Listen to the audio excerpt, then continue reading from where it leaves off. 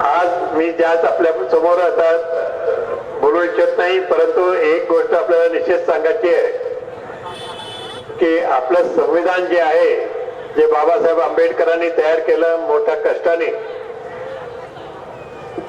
ते सध्या त्याच्यावर हल्ले सुरू आहेत किंवा त्याच्यावर प्रहार होण्याची शक्यता आहे. अशा स्थितीमध्ये आपण आपलं संविधान वाचवलं पाहिजे, हे आपण निश्चित लक्षात ठेवलं पाहिजे.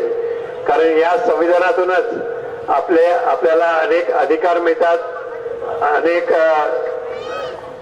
तऱ्हेचे हक्क मिळतात आणि हे हक्क आणि अधिकार या संविधानामध्ये लिहून ठेवलेले आहेत आणि त्याच्यामुळेच आज आपण इथं अशी सभा घेऊ शकतोय.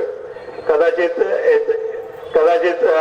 वेगळी परिस्थिती असती, उलटी परिस्थिती असती, लोकशाही नसती तर आज असली सभा इथं घेता आली नसती.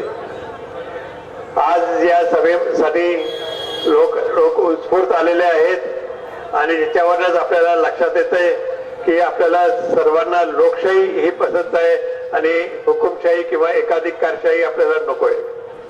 अशा तऱ्हेने आपलं जे कार्य चालू ठेवायचंय आपल्याला भविष्यामध्ये, देशासाठी, आपल्या प्रांतासाठी आणि महाराष्ट्र सुद्धा आता आपण पाहिलं असेल की पूर्वी तो नंबर 1 राज्य होतं महाराष्ट्र.